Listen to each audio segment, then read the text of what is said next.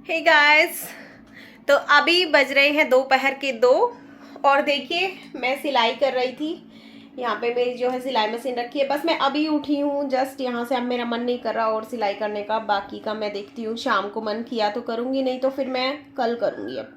अब मेरा बिल्कुल मन नहीं है क्योंकि अभी मुझे ना 2 बजने वाले हैं, तो मेरे बेटे को भी लेने जाना है स्कूल से और फिर लंच भी करना है।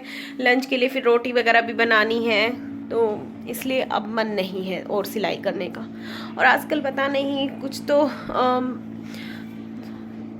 अच्छा नहीं लगता है, फील ही नहीं होता कुछ अच्छा, इसलिए ना अजीब सा हो रहा है, कुछ करने का मन नहीं करता।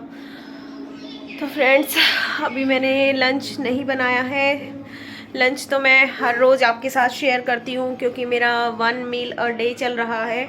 हाँ, मैं आप लोगों को एक चीज़ और बताना चाहूँगी कि मेरा लंच जो है वो मैं आप लोगों के साथ शेयर करती हूँ। पूरा दिन मेरे पास पॉसिबल नहीं हो पाता कि मैं पूरा दिन व्लॉग शूट कर पाऊँ, क्योंकि मेरे बच्चों को स्कूल ले जाना, लाना और सिलाई करना, बहुत बिजी हो जाती हूँ, बहुत ज़्यादा। फिर ना मतलब इतना स्ट्रेस्ड हो जाते हैं ना, फिर व्लॉग शूट करना है, ये करना वो करना है। तो जितना मैं कर पाती हूँ, जितना मुझे कंफर्टेबल लगता है उतना ही मैं करती हूँ।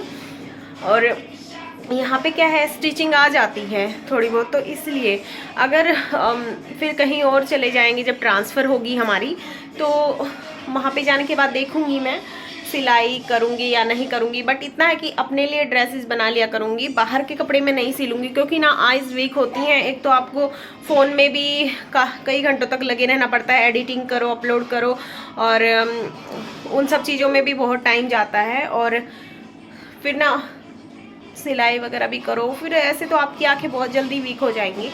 इसलिए घर के काम करने के बाद में ये घर के काम के साथ साथ व्लॉग शूट करना और फिर सिलाई भी करो, इतना नहीं हो पाता। बहुत ज़्यादा टायर्ड हो जाती हूँ, फिर आपकी हेल्थ पे असर पड़े इस इतना, मतलब फिर वो काम ही किस उसका फ़ायदा ही क्या है करने का।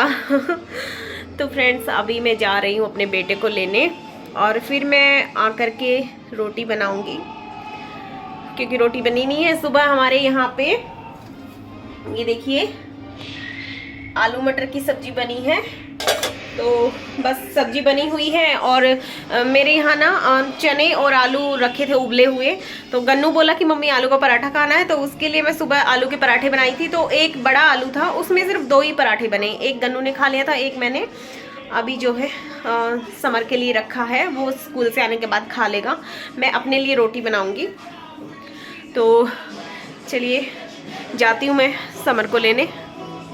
मैं किचन में आ गई हूँ और यहाँ पे ना ये मैंने आलू के पराठे बनाए थे, तो रिफाइंड मेरे से ज़्यादा डल गया था, तो अभी मैं इसमें ना गन्नू के लिए एक पराठा बना दूंगी। मेरे बेटे का नाम बड़े वाले का समरजीत है, छोटे का तनिष्क है, लेकिन हम छोटे वाले जो है उसको ना प्यार से, बस निकनेम है उसका, गन्नू बुलाते हैं उसको। नहीं, हम उसको बाहर भी गन्नू बुलाते हैं।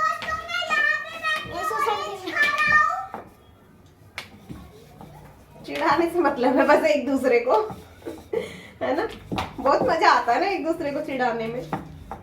खैर वो तो सबको ही आता है ना। हर कोई चिढ़ाता है, छोटे हो चाहे बड़े। समर, ये लो तुम्हारा आलू का पराठा। खाना है आलू का पराठा? हाँ खाना है, मैंने सुबह बनाया था, इसमें प्याज नहीं डली है। बटर आज तेरे पापा को बोल दूंगी मैं, बटर ले आएंगे।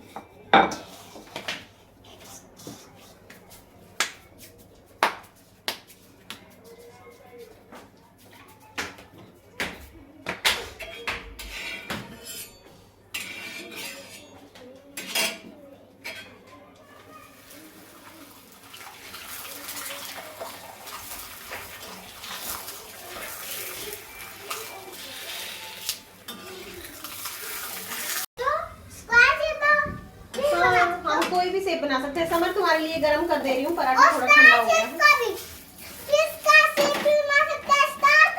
आजकल ना खाना गरम गरम बनाओ तो ही ज्यादा अच्छा लगता है।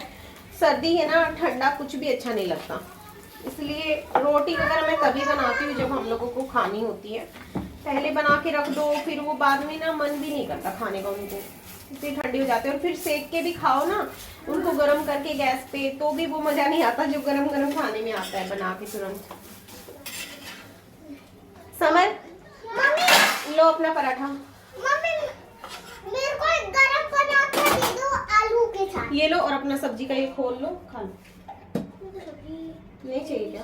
देख ले, चाहिए हो तो खा लेना, नहीं चाहिए आलू का पराठा चाहिए। ठीक है, यहाँ पे रख दे। मम्मी मेरे को अलग से छोले की सब्जी और पराठा दे दो एक आलू का। मुझे पता नहीं आलू मटर क्यों नहीं अच्छा लगता, मुझे ना ग्रेवी वाला नहीं पसंद है, मुझे सूखी वाली आलू मटर अच्छी लगती है। मम्मी आलू मटर। बेटी जब अपने मायके आती थी और उनके हस्बैंड आते थे, उसको हमारे यहाँ पे ना बटेऊ बोलते हैं, तो वो जब आते थे तो उन लोगों के लिए ना मीठा कुछ अलग से और कुछ नहीं बनाया जाता था। हमारे यहाँ पे ट्रेडिशन था पहले कि ना सिर्फ घी बूरा और दाल चावल बनता था। उसी को देखिए जब गेस्ट आते थे ना तो ये चीजें बनाई जाती थी और उसी को ना लोग इतने चाव से खाते थे, घी बूरा को और उसको दाल चावल को। और आज के टाइम पे तो अब सब चीजें चेंज हो गई, जैसे जैसे लोग मॉडर्न होते जा रहे हैं, लोगों की थिंकिंग चेंज होती जा रही है, उस हिसाब से अब लोग ना अलग अलग चीजें बनाने लगे। कोई हलवा बनाता है, कोई खीर बनाता है, कोई मतलब मिठाई ले आता है बाहर से। आजकल तो बस बहुत कुछ चेंज हो गया है। लेकिन पहले की बात करें तो हरियाणा का ट्रेडिशन तो यही था कि जब भी दामाद बेटी आए तो घी पूरा ही डाली जाती थी उनको मीठे में। आप लोगों के यहाँ क्या रिवाज है, मतलब अब नहीं है जो पहले होते थे, तो मुझे जरूर बताना, मुझे अच्छा लगेगा जान करके कि कहाँ पे क्या होता है। जब मैं फर्स्ट टाइम पश्चिम बंगाल गई थी ना तो मैं जानती नहीं थी उनको, और वो मतलब हम लोग भी रेंट पे रहने गए थे और वो भी उन अंकल के यहाँ रेंट पे ही रहती थी। और कब वो धीरे धीरे मेरी बेस्ट फ्रेंड बन गई। वो मेरी सबसे अच्छी दोस्त है, उन जैसा मेरा कोई भी फ्रेंड नहीं। सुदेशना। तो वहाँ पे रहते रहते मैंने बहुत कुछ सीखा उन लोगों से, वहाँ की ट्रेडिशनल रेसिपीज। और उनके फादर जब आते थे तो हम लोगों के लिए भी वहाँ पे ना पीठा बहुत बनाया जाता है, बंगाली पीठा, वो बहुत तरह का बनाते हैं, तो वो ना बहुत अच्छा लगता था खाने में। तो अंकल जब भी आते थे ना तो हम लोगों के लिए भी एक्स्ट्रा लेके आते थे। बहुत अच्छा लगता है कहीं जाओ और लोग आपको अपनाते हैं ना आपकी कल्चर के साथ में, और हम लोग भी उन लोगों के साथ में रह के अपनापन फील करते हैं, तो वैसी कोई बात ही नहीं होती। और मेरा लक है कि मुझे अलग अलग जगह पे रहने को मिला, लोगों के बीच में, वहाँ पे बहुत सारी चीज़ें मैंने सीखी, बहुत एक्सपीरियंस किया। 8 से 9 स्टेट में मतलब हम लोग गए हैं, तो अच्छा लगता है, मुझे तो अच्छा लगता है।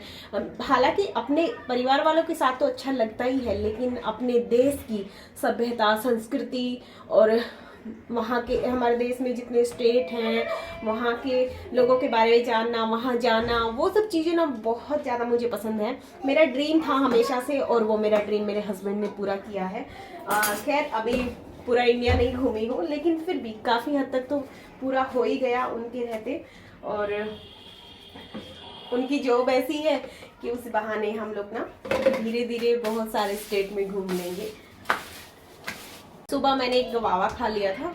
हाँ, मैं जैसे 1 मील अ डे लेती हूँ, लेकिन उसके साथ ना बीच बीच में जैसे कभी थोड़ा सा 1 गिलास लस्सी पी लिया या फिर कोई फ्रूट खा लिया। अनहेल्दी नहीं खाती हूँ, बाकी हेल्दी चीज़ खाती हूँ, और ऐसा नहीं, थोड़ी अमाउंट में खाती हूँ। जैसे छोटा सा एक गवावा खा लिया, एक छोटा सा ऑरेंज खा लिया, जब थोड़ी हल्की फुल्की भूख लगती है तब। बाकी ना मैं मील सिर्फ एक ही टाइम लेती हूँ। मैं आप लोगों के साथ कुछ मतलब ये छिपाना नहीं चाहती कि भाई मैं सिर्फ एक ही खाना खाती हूँ, नहीं, ऐसा नहीं है। मील मैं एक ही लेती हूँ, लंच लेती हूँ, लेकिन उसके अलावा मैं फ्रूट्स ले लेती हूँ कभी कभी, जैसे सुबह मॉर्निंग में। अब मेरा क्या है ना, मुझे एसिडिटी की प्रॉब्लम है। अगर मैं ज़्यादा देर खाली पेट रहूँगी ना, भूखी रहूँगी, तो मुझे एसिड बनने लगेगा मेरे पेट में और फिर मुझे बहुत दिक्कत होती है। इसलिए ना मैं एक फ्रूट खा लेती हूँ। इसमें अचार है, देखिए छोले भटूरे मैं कल बच्चों के लिए लेके आई थी मार्केट से, सब्जी मार्केट में गई थी तो वहां से लेके आई थी। तो वहां पे ना उन्होंने इतना सारा अचार दे दिया था भटूरे के साथ में, तो मैंने ये रख लिया। अच्छा लगता है, मिक्स अचार है।